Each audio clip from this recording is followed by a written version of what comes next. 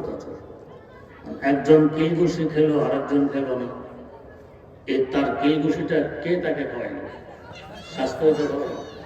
তো স্বাস্থ্য সুখের মূল হইল না দুঃখের মূল আছে? এই কথাটি সঠিক না। আবার কারো ধারণা সম্পদ কামাই করতে পারার নাম সফলতা, এ ধারণাও সঠিক নয়। কারণ সফলতা তো বলা হয় কাঙ্ক্ষিত বস্তু হাতে আসার পর স্থায়ীভাবে ধরে রাখতে পারাকে। যেমন ধরুন, মাছ মারতে গেলেন নদীতে, বড় একটি বোয়াল মাছ পেয়ে আমজা করে ধরে নদীর পাড়ে নিয়ে এসেছেন। মাছ রেখে মনের আনন্দে লাফালাফি, দেখো কত বড় মাছ পেয়ে গেছে। বোয়ালেরও তো চক্ষু আছে, আপনাকে লাভ দিতে দেখে তারও লাভ দেওয়ার কথা মনে পড়ে গেছে, জোরে সোরে এক লাফ মারল, নদীতে পৌঁছে গেল। এটা সফলতা না ব্যর্থতা? ব্যর্থতা। পেয়ে গেছেন মাছ কিন্তু ধরে রাখতে পারেননি, এটা ব্যর্থতা। এবারে আসুন, সম্পদ যদি কামাই করতেও পারি, স্থায়ীভাবে কি আমার কাছে রেখে দিতে পারবো? হয়তো সম্পদ আমাকে পথের ফকির বানাইয়ে আরেকজনের কবলে চলে যাবে, অথবা সম্পদের পাহাড় আপন জায়গায় রেখে আমি কবর দেশে পৌঁছে যাব। এই দুই অবস্থা থেকে তো খালি না। তাই বুজুর্গানে দিন বলেন, গে তোমারে মাল দৌলত গে তেরা শাহী মহল, ये तुम्हारे माल दौलत ये तेरा शाही महल, या वो तुझको छोड़ देगा या उसे छोड़ेगा तू, या वो तुझको छोड़ देगा या उसे छोड़ेगा तू। তো বোঝা গেছে সম্পদ কামাই করতে পারাও সফলতা নয়। আবার কারো ধারণা ক্ষমতা আঁকড়িয়ে ধরে রাখতে পারা নাম সফলতা, এ ধারণাও সঠিক নয়। আমাদের এই ক্ষুদ্র জীবনে সারা বিশ্বের কত দেশ, কত এলাকার ক্ষমতাসীনকে দেখলেন। আজ ক্ষমতার দাপট তো কাল জেলখানায়, আজ ক্ষমতায় কাল ফাঁসির কাস্টে, আজ ক্ষমতায় কাল পলাতক, কত কিছু দেখি। তা বোঝা গেছে এটাও তো সফলতা নয়। তাহলে সফলতা কি? আল্লাহ রাব্বুল আলামিন জানায় দিলেন যে, বান্দা, তোমার ক্ষুদ্র জ্ঞান দ্বারা সফলতার পথ চয়ন করা সম্ভব নয়। তাই দয়া মায়া করে আমিও জানাই দিলাম, সেটা কি? তুমি তো ভাবতেছ সফলতা হলো বাইরে, বাইরে থেকে আমদানি করা লাগবে। তোমার এই ভাবাটাই ভুল। সফলতা ব্যর্থতা তোমার ভিতরে। কদ আফলাহা মান যাক্কাহা, তোমার ভিতরে যে তোমার আত্মা আছে, এটাকে যদি তুমি বিশুদ্ধ করতে পারো, তুমি সফল হবে। ওয়াকাদ খাবা মান দাসসাহা, যে আত্মাকে কলুষিত করে ফেলে সে হলো ব্যর্থ। এখন বুঝার প্রয়োজন, আত্মা বিশুদ্ধ হওয়া কাকে বলে। একটু খেয়াল করে শোনা লাগবে, কথাটি একটু সূক্ষ্ম। আল্লাহ রাব্বুল আলামিন আমাদেরকে মোট 10টি বস্তু দিয়ে সৃষ্টি করেছেন। 5টি বস্তু আমাদের ভিতরে, 5টি বস্তু বাইরে। ভিতরের 5 বস্তু যথাক্রমে আগুন, আমাদের ভিতরে আগুন আছে, তবে তো শ্বাস নিঃশ্বাস গরম, প্রস্রাব গরম, রক্ত গরম, ইত্যাদি ইত্যাদি। 2 নম্বর বাতাস, শ্বাস নিঃশ্বাস গ্রহণ করি আবার ত্যাগ করি, ফুসফুসের ভিতরে বাতাস। 3 নম্বর পানি, চোখে পানি, নাকে পানি, মুখে পানি, ঘামে পানি, প্রস্রাবে পানি। 4 নম্বর মাটি, সকলেরই জানা। সাবান শ্যাম্পু দিয়ে গোসল করে আসলেন, একটু পর ঘামিয়ে গেলেন, আবার ডলা দিয়ে মাটি বেরিয়ে আসে। এই 4 বস্তুর সমন্বয়ে একটি ভাব সৃষ্টি হয়, যাকে বলা হয় নফস। এই 5টি হলো আমাদের ভিতরে। আরো 5 বস্তু আছে বাইরে। সে 5 বস্তু কি? এই 5 বস্তু যথাক্রমে রূহ, কলব, সির, খফি ও আখফা। 5 বস্তু বাইরে। এক কলব ভিতরে আছে, কিন্তু শরীয়তের পরিভাষায় কোরআন হাদিসে যে কলবের কথা, সেটা ভিতরেরটা নয়, বাইরেরটা। 5 বস্তু ভিতরে, 5 বস্তু বাইরে। ভিতরে যে পাঁচ বস্তু আমার আপনার আছে, পাঁচ বস্তু গরু ছাগলেরও আছে, হাঁস মুরগিরও আছে, ঘোড়া গাধারও আছে, সকলের আছে। এই দিক দিয়ে ওদের আমাদের মধ্যে কোনো ব্যবধান নেই। বাইরে যে পাঁচ বস্তুর কথা বলছি, এই পাঁচ বস্তু একমাত্র মানুষের, অন্য কোনো মাখলুকের নেই, ফেরেশতাদেরও নেই। এই বাইরের পাঁচ বস্তু কোথায় থাকে কথাটি আরেকটু সূক্ষ্ম খেয়াল করে বোঝা লাগবে। আমরা এখন যেখানে বসবাস করছি এই জায়গাটি একটি গ্রহ, নাম হলো পৃথিবী।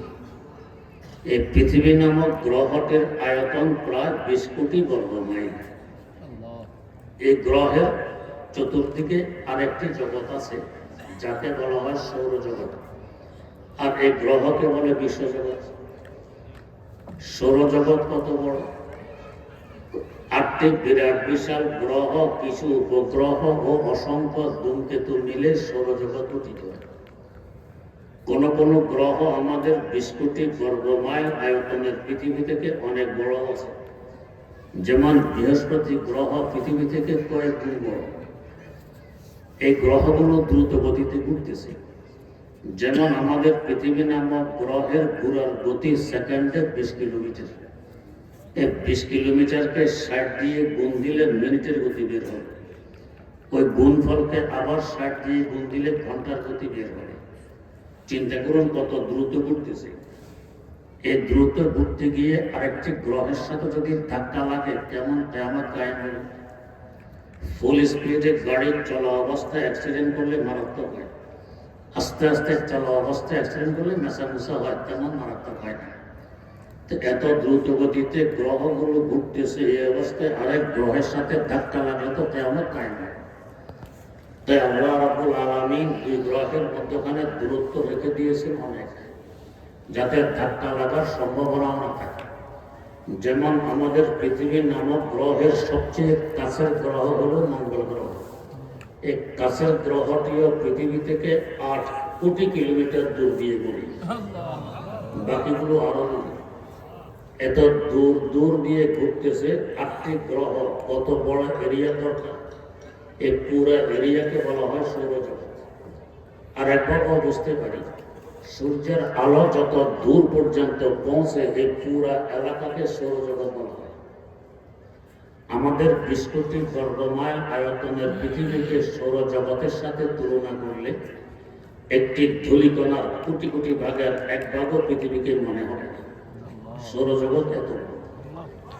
আবার এই সৌরজগতের চতুর্দিক দিয়ে আরেকটি জগৎ বেষ্টনী দিয়ে আছে, যে জগৎকে বলা হয় গ্যালাক্সি।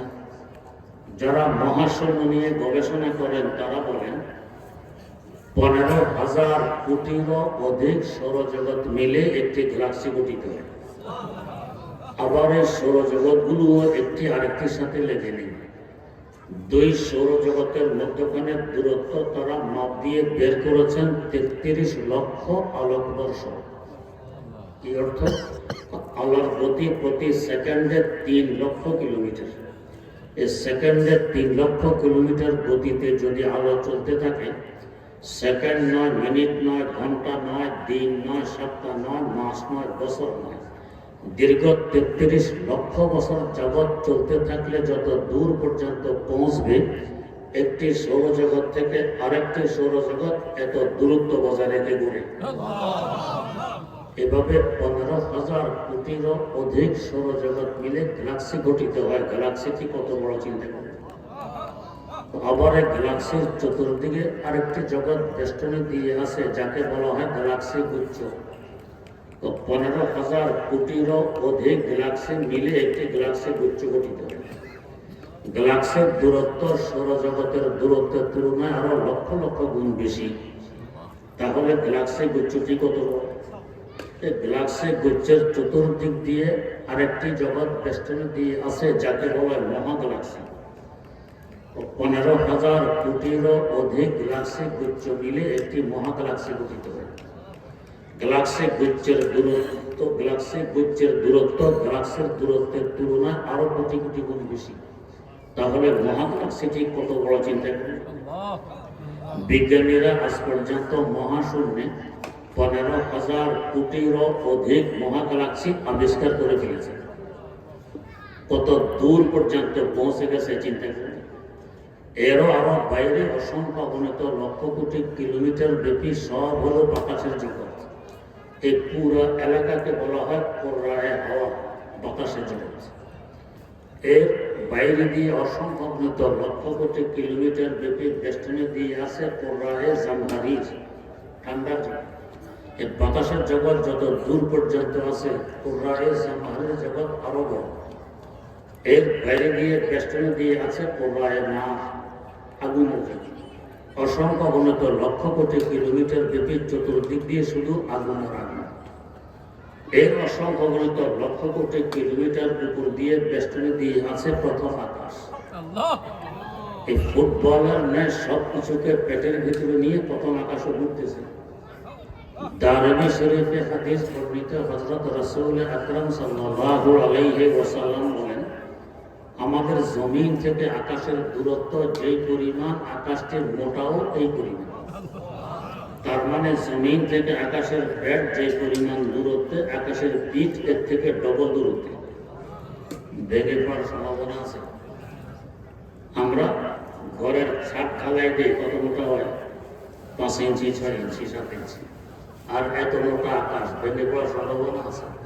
আল্লামা আক্তার তাইতে বলেছেন, আর জমিনে কষ্ট রোয়া না দেগা, আসমারা বেসুতু দারাদ নেগা, আসমারা বেসুতু দারাদ নেগা। খুঁটি খাম্পা বিহীন আকাশকে ঝুলন্ত অবস্থায় রেখে দিয়েছেন। এত মোটা আকাশ ভেঙে পড়া কল্পনা করা যায়।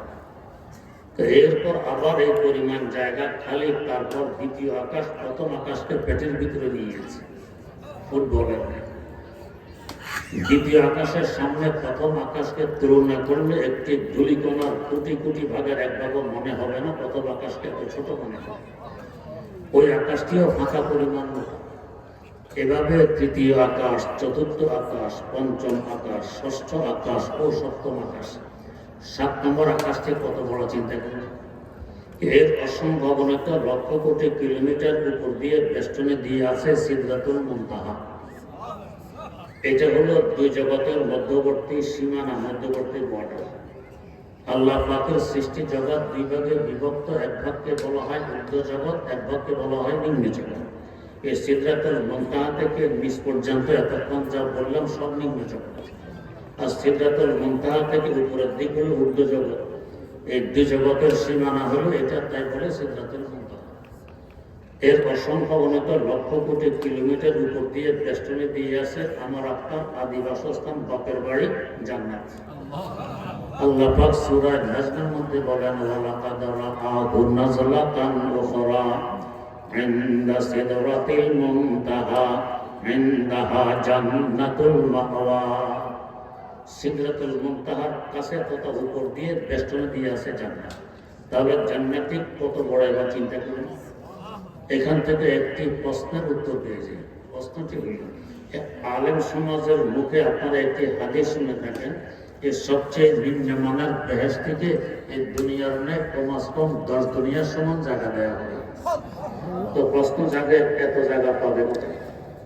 কোটি কোটি বেহেশতি, নিম্নমানের বেহেশতিকে যদি 10 দুনিয়ার সমান দেওয়া হয়, তো উর্ধ্বমানের বেহেশতিকে তো 10 কোটি দুনিয়ার সমান দেওয়া লাগবে। এত জায়গা কোথায়? এবারে বুঝে আসতে বেহেশত কত বড়। হাকিমুল ইসলাম আল্লামা কাদের তৈয়ব সাহেব রহমতুল্লাহ আলাইহি লেখেন, একবার হযরত জিবরাইল আমিন আলাইহিস সালাম আল্লাহ পাকের দরবারে দরখাস্ত পেশ করলেন যে, আল্লাহ, নেককার মুমিন বান্দার জন্য বেহেশত সাজিয়ে রেখেছেন, একটু দেখে আসতে মন চায়। কেউ যদি বিলাস বহুল বাড়ি নির্মাণ করে, সুন্দর প্যান্ডেল স্টেজ সাজায়, তো মানুষ দেখতে আসে। হযরত জিবরাইল আমিরও কৌতূহল হইল, আমি একটু বেহেশতটা দেখে আসি। আল্লাহ পাক অনুমতি দিলেন, যাও দেখো। তিনি বেহেশতে ঢুকলেন দেখার জন্য।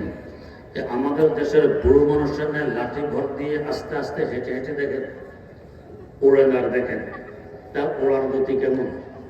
বুখারী শরীফের ব্যাখ্যা গ্রন্থ ফজলুল বারীতে উল্লেখ আছে, তাকে একবার জিজ্ঞেস করা হয়, জনাব আপনার গতি কেমন, ঘন্টায় কত কিলো?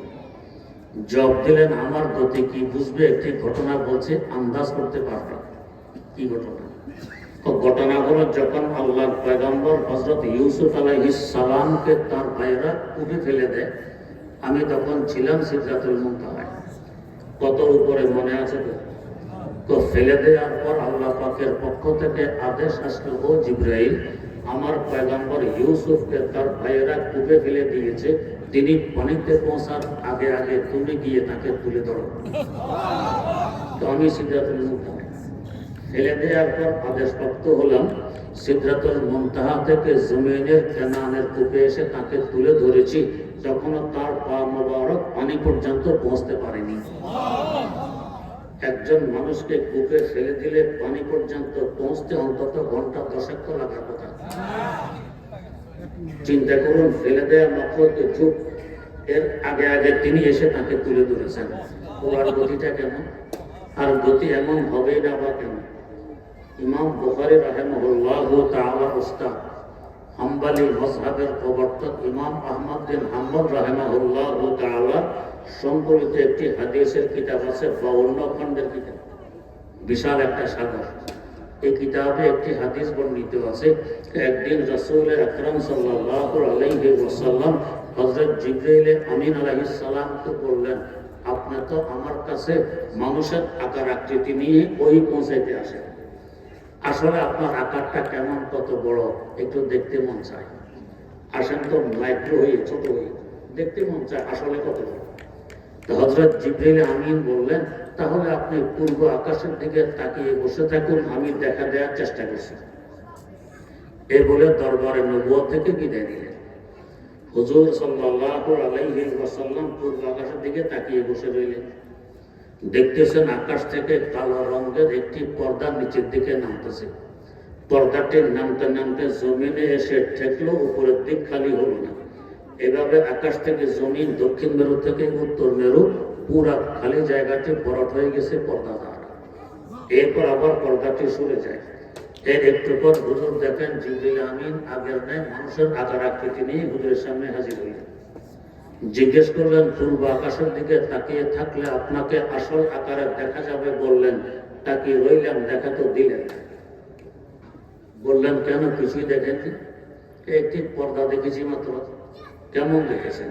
ও দেখেছে আকাশ থেকে নিচে নামতে নামতে জমিনে এসে ঠেকলো, উপরের দিক খালি হলো না।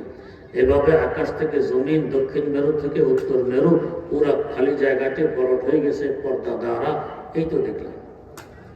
হযরত জিবরাইল আমিন আলাইহিস সালাম বলেন, ও আল্লাহর রাসূল, এটি কোনো পর্দা ছিল না, ছিল আমি জিবরাইলের একখানা পাখা। এই একটি পাখাকে তার আসল আকার দিয়ে নামাইলাম। আকাশ থেকে জমিন, দক্ষিণ মেরু থেকে উত্তর মেরু, পুরা খালি জায়গাটি ভরাট হয়ে গেছে। আল্লাহ পাক এমন বিরাট বিশাল পাখা আমাকে দান করেছেন মোট 600 খানা। তো বাকি 599টি পাখার কোথায় রাখবো, সেই জায়গা তো এখানে নেই। এমন বিরাট বিশাল পাখা মেরে যিনি উড়বেন, তার উড়ার গতিটা কেমন হবে? আমরা আন্তর্জাতিক প্লেনে উড়ি, প্লেন 2খানা পাখা দিয়ে উড়ে। পাখাগুলো হয়তো 100 হাত লম্বা হবে, 30 হাত চওড়া হবে। 100 বাই 30 হাত, এই 2খানা পাখা দিয়ে ওড়ে ঘন্টায় 1 থেকে 1,500 কিলোমিটার গতিতে। আর এমন বিরাট বিশাল 600 পাখা মেরে যিনি উড়বেন, তার উড়ার গতি কেমন হবে? এই গতিতে বেহেশতে ঢুকে উঠতেছেন আর দেখতেছেন, উঠতেছেন আর দেখতেছেন। উঠতে উঠতে কয়েক লক্ষ বছর উড়ার পর জিজ্ঞেস করতেছেন, আল্লাহ, বেহেশতের ওই কিনারা আর কত দূর? এবার চিন্তা করুন, বেহেশত কত বড়। 10 দুনিয়া কেন, 10,000 দুনিয়া যদি নিম্নমানের বেহেশতকে দিয়ে দেয়া হয়, জায়গার টান করবে? এই বেহেশতের অসংখ্য অগণিত লক্ষ কোটি কিলোমিটার উপর দিয়ে শুধু পানি আর পানি। এর উপরে আল্লাহ পাক সৃষ্টি করে রেখে দিয়েছেন তার আরশের মর্যাদা। কোরআনে কারীমে আল্লাহ পাক বলেন, ওয়া কানা আরশুহু আলাল মা, তার আরশ হলো পানির উপর, চতুর্দিকে পানির বেষ্টনী, তার উপরে আরশের মর্যাদা। এবার চিন্তা করুন আরশের মর্যাদাটি কত বড়। এর উপরে লেখা আছে ভালাবাত রহমতি গজবি, তার মানে আরশের মর্যাদার উপর দিয়ে হলো পুরা রহমতের বেষ্টনী। এই যেখানে রহমতের বেষ্টনী, নূরের দেশ, রহমতের দেশ, ওইখানে বসবাস করে আমাদের বাইরের এই 5 বস্তু। আমাদের রূপ, আমাদের কলব, আমাদের সির, আমাদের খফি, আমাদের আকফা, এরা বসবাস করে আরশের মর্যাদার উপরে রহমতের দেশে, নূরের দেশে। ওরা হলো রহমত মার্কা নুরি, আর আমরা এখানে যারা আছে জুলমত মার্কা খাকি। এখানে অন্ধকার আর মাটি, ওইখানে আলো আর রহমত। এই হলো রেশকো। এবার যদি আমি এই উপরের 5 বস্তুর সাথে নিচের 5 বস্তুকে যোগাযোগ করাই দিতে পারি, মুখোমুখি করাইতে পারি, ওই উপরের 5 বস্তুর আসর এবং প্রভাব এসে পড়বে এই আমার ভিতরের 5 বস্তুর মধ্যে। এগুলো তখন রহমতওয়ালা নূরে হতে পরিণত হয়ে যাবে। এটাকে বলে আত্মা বিশুদ্ধ হয়ে গেছে। আর যদি উপরের 5 বস্তুর উপরে আছে, নিচের 5 বস্তু নিচে আছে, কোনো যোগাযোগ নেই, তার মানে আমার আত্মা কলুষিত হয়ে গেছে। তাই বুজুর্গানা দিন বলে না, আজম আল্লাহ একে পাহারাদাদি ওয়াজবাহা ইয়ামনি জোহাম, আজম আল্লাহ একে পাহারাদাদি ওয়াজবাহা ইয়ামনি জোহাম, বগজরা জহেজে বাহা ইয়ামনি কেজমালা একে বগজারি। বন্ধা, তোমার এক সম্পর্ক তো হাইওয়ান জানোয়ারের সাথে। যে 5 বস্তু তোমার ভিতরে, এই 5 বস্তু হাইওয়ান জানোয়ারের ভিতরে, এদিকে ওদের সাথে তোমার পুরোপুরি নিয়ে। আর আরেক সম্পর্ক নূরের তৈরি ফেরেশতাদের সাথে, কারণ ওরা নূরি এবং রহমত ওয়ালা, তাদের কাছে কোনো গুনাহ নেই। তোমারও উপরের 5 বস্তু নূরের দেশে, রহমত দেশে থাকে। এক সম্পর্ক হাইওয়ান জানোয়ারের সাথে, এক সম্পর্ক নূরের তৈরি ফেরেশতাদের সাথে। যদি হাইওয়ান জানোয়ারের সম্পর্ক বর্জন করে ওই উপরের 5 বস্তুর সাথে সম্পর্ক গড়ে তুলে নূরি হইতে পারো, তাহলে ফেরেশতারা আফসোস করবে, এর মতো মানুষ কেন হতে পারলাম না। কারণ তোমার মর্যাদা তখন ফেরেশতা থেকে লক্ষ কোটি গুণ বেড়ে যাবে। তো